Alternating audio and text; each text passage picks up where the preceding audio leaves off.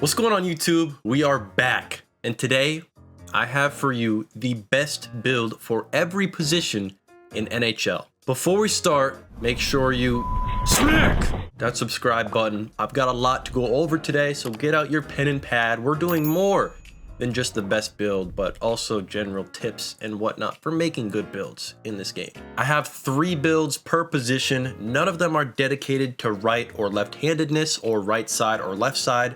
All of that just depends on personal preference. If you are left-handed, you should play on the right side. If you are right-handed, you should play on the left side. But most importantly of all is just you play where you're most comfortable and most effective on the ice. We're gonna start by going over the center builds. The most important attributes for a center is speed, face-offs, and it's not an attribute, but please don't use the sniper build. I'll get into more of that in a little bit. This is build number 1, and since it would take forever for me to go through every single ability and attribute for all of these builds, I'm just gonna tell you one important thing to know when making builds per slide. So if you want to, copy this down. I highly recommend you listen to what I have to say, but if you don't want to, you can just skip around through the video. There'll be chapters in the description. Find whatever build you want and use it. For tip number 1, I want to talk about offensive awareness. It's something I don't see a ton of people talking about. I think personally the awarenesses are one of my favorite and one of the best attributes in the game. They're completely animation based. By increasing your offensive awareness, you have better offensive animations. This means when you're catching a pass or picking up the puck, especially after you lost it. So if you ever poke check someone or stick lift someone and they pick the puck up right after you do it and it pisses you off, that's because they have high offensive awareness. I highly recommend you get high offensive awareness. Center build number 2 is a dangler, and of course I'm talking about deking rating. Deking rating has always been pretty important for going forehand, backhand, forehand. It just allows you to do it faster and it makes your shots harder and more accurate out of dangles. In my opinion, this isn't proven, it's just an eye test, a feel test, but I feel like when I have lower dangle, that's when I get to my backhand and I can't roof it as well, which with the backhand cheese, if you can roof it, it's just free Genos for everybody. The reason I don't like snipers at center is because they have a low dangle rating, and in order to bring the dangle rating up, you have to tank face-offs, but face-offs are also one of the most important ratings in the game, which is coincidentally the stat I want to talk to you guys about in build 3. If you're struggling as a center, it might not be the build, it might just be your face-off rating or skill. Of course, if you ever touch center, you have to have 90 face-offs. There is no exception for this. I don't care how good you are at face-offs, please, please, please, always run 90 face-off at center, and if you're losing face-offs, just know it's like rock, paper, scissors. I'm not gonna explain it in its entirety right now, but I'll leave a video down in the description if you wanna understand face-offs better. There's a huge part to the game, especially as playing center, which brings us to our next set of builds at wing. Important attributes are again speed, we're bringing back dangle, and offensive awareness. To me, the most optimal builds and team compositions have their wings as the most offensively focused builds. Because you can't get that dangle rating very high on the center because you need the face-offs, it's just a lot easier to focus offensive abilities on wings instead of on centers where you need to sacrifice dangling, a pretty effective offensive attribute to get your face-offs up. Bringing us to our first wing build, and it's a defenseman build. If you didn't know, or if you haven't tried this yet, you can just bring defensive builds at forward. More specifically at wing, don't bring them to center. You won't have the face-off rating you need, but a lot of these defensive builds are very similar to the offensive builds. Puck-moving defenseman is a lot like dangler. Offensive defenseman is a lot like sniper. As you can see, I've got pretty good shooting stats and gold 1T. The only difference is my defensive awareness, stick checking, and body checking is a lot better than it would have been as a sniper. One downside is you can't be as small and fast in a lot of these builds. I'm sacrificing 1 speed and 1 acceleration for a heavy boost in my defensive capabilities at my wing. Kind of ironic because I just talked about how I like to have wing as the most offensive, but defense always helps no matter where you are. That's just the way I like to stack it. Next build is a dangler, and I want to talk a little bit about hand to eye and just how I don't see people utilizing tips as much as they should. They're very powerful, especially if you can't get anything at all going on the offensive side of the puck. But hand-to-eye doesn't just help tips, it's also another animation-based attribute. Just like offensive awareness and defensive awareness, it can help you bat pucks out of the air, catch pucks, intercept pucks. It just is another ability that helps get the puck on your stick, which is really what you want in this game. Next build, we finally have a sniper at wing. Again, I told you guys I do not like sniper at center, and I'm just here to reinforce that.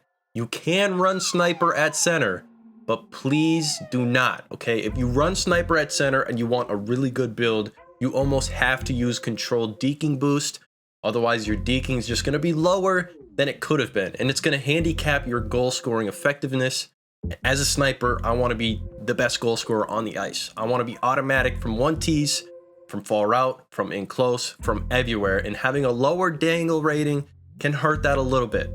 So I like to have my snipers at wing. Now it's time for the defensive builds, and the most important attributes are, again, speed. I've got defensive awareness and either body or stick checking. Speed, if you're smart, you might have noticed I put speed on every single one of these categories. Speed is the most important attribute in the game. If you're not focused on maxing out your speed, you are focused on losing instead of winning, because you need speed. Speed kills, speed is king, speed is everything. For my first defensive build, I want to talk about defensive awareness. If I'm not wrong, it's the only attribute besides speed and acceleration that costs 40 skill points for the first tick of movement. So obviously people at EA, even though EA is dumb as shit, they might not know what they're talking about, but they think it's important, and I agree with them. It is one of the, if not the most important defensive attribute here. Just like hand-to-eye and offensive awareness is extremely animation based. If you find yourself unable to get any passes through your enemy, but when they pass it, it goes straight through your legs, you're not getting any interceptions, it's because of defensive awareness. Please do not go out there with some 75 defensive. I don't care if you don't want to play defense. I don't care if you're a purely offensive player. You need a little bit of defensive awareness. Otherwise, you're pretty much useless on defense. Next build is a defensive defenseman, and I want to talk about the body and stick checking. If you are a defenseman, I highly recommend you specialize in one, if not both of these. If we go back to last build, I've got 91 stick checking. This build, I've got 89 body checking and 90 stick checking. I've got both, but it's a defensive defenseman, so you kind of expect that. The next build, spoilers, 89 stick checking. Please, at minimum, if you're a defender, 87 plus body checking, 87 plus stick checking. Get really good at one of them. You don't really need to use both, but with a little ability I like to call shutdown, you can also be really good with both. I just highly recommend you have at least one of these in the upper tiers if you want to play good defense. For the last build of the video, I have a puck moving defenseman, and I want to talk a little bit about an everything build, or a build that can do everything well. I don't think you should really focus on trying to get an everything build. You should make a build that caters to what you're best at, and if you're not best at something, then you're not really good at anything, in my opinion. The exception to this is if you're playing solo, if you absolutely cannot collaborate with any players on your team, or if you're playing ones, then good luck. You can't, it doesn't matter if you're the best at everything, you still got teammates who are gonna let you down. It is the way it is. But if you're playing with a team, I highly recommend you assign yourselves roles. They don't have to be super rigid, like this guy has the puck all the time, this guy's setting up for one-timers all the time, this guy's doing this the whole entire time. It doesn't have to be super rigid, but find what you and your buddies and the people you're playing with are good at and try and play to their strengths. An example for this is if you do want to be a more heavily focused sniper, someone who plays off the puck, catches and shoots it, or catches like one-timer, catch, pass back. If you're not playing with the puck in your hand all the time, maybe you don't need agility or as much endurance or as much puck control, and you can take those attributes down, put them in somewhere like slap shot and wrist shot, power and accuracy, because those attributes are going to help you more. Another example, and probably the easiest in the entire game, is just body checking and stick checking. If you have a build where you want to mainly go for poke checks, or you want to mainly go for big hits, take body checking or stick checking down and put the other one up. There's no reason to go out and just half-ass things, because if you do that, you're just going to get a mid performance. For example, let's say you want top tier stick checking, but you're afraid to tank your body checking too much. So instead of something like this, you get something closer to this. And then you run into an opponent with unstoppable force. The only thing that's going to work against unstoppable force, because they're going to be really tall and have a long reach and be able to keep the puck away from you, is if you have a really good poke check or a really good body check. When you come against a good unstoppable force player, you have to be either extremely physical or extremely good at timing your sticks so you can take the puck away from them. If you have a pretty good stick check and you're not, you know, a little bit below average body checking, then you can't do either of those things. So it's better to just specialize in something that you can do really well for defense, for offense, for everything, and then just tank everything else and just try and hide your weaknesses with your strengths. Next, as a bonus, I have my favorite abilities. You probably noticed I reused a lot of abilities on those builds. These are the abilities I think are just the most effective and powerful in the game. Of course, there's instances where you don't want to use, you know, a few of these abilities. Like, don't just see these abilities and think, I got to use all 3 of these on my build. See these abilities and say, hey, maybe 1 or 2 of these fit in, but I really want to use something else. Maybe you really want to use Third Eye or Ankle Breaker. Just go crazy, find what combinations you like, but I highly recommend using at least 1 of these abilities on your build no matter what, which is pretty easy to do because they fit in with basically every single build.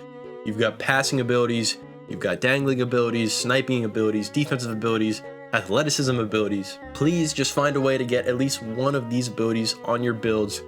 I promise it'll help you out. And now that you've made it to the end of the knowledge, I need you guys to know that this is just the beginning of what you can know and learn about making builds in this game. And now that I have planted my seed within you, and just as you have planted your seed in the ground, I am going to plant my seed in you. For real though, I want to do a little bit of explaining to you guys about why I made this video. If you didn't know, the only way I ever got traction starting out on YouTube was with my build videos, and I love making them. But I've been making them for years now, and I've made just about every build I can make. So while I did want to share with you guys what I believe to be the best builds at every position in this video, what I really wanted to do was kind of empty out and dump some of the knowledge that I haven't given to you guys in these build videos yet. The real point of this video was to just give a couple of tips and tricks so that hopefully you guys can make your own very successful, very good builds, and I don't have to make builds for you guys anymore because I've pretty much made every build. And if I haven't made the build yet, it's because I've made it last year and the build system's practically the same with the tiniest change that you can't use elite edges and you get a little bit more ability points each season. But I want a new builder. If they make a new builder in the next NHL, I'll come back to the builds. But for now, I know there's open requests, there's things I promised to build, but I'm not gonna do them. It's kind of scummy of me, I get it.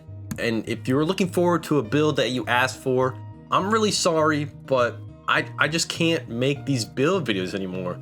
I've been making them for years. The build system is the same.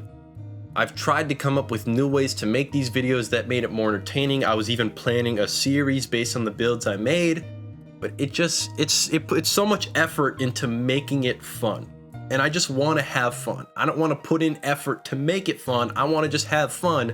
And I am having fun with my other videos. So I'm going to keep making my other videos. And this is now my official retirement from build videos. If you made it to the end of the video, I seriously appreciate you so much. I hope you have a good day. I hope you have a good night. Thank you so much for watching. And I'll see you in the next video.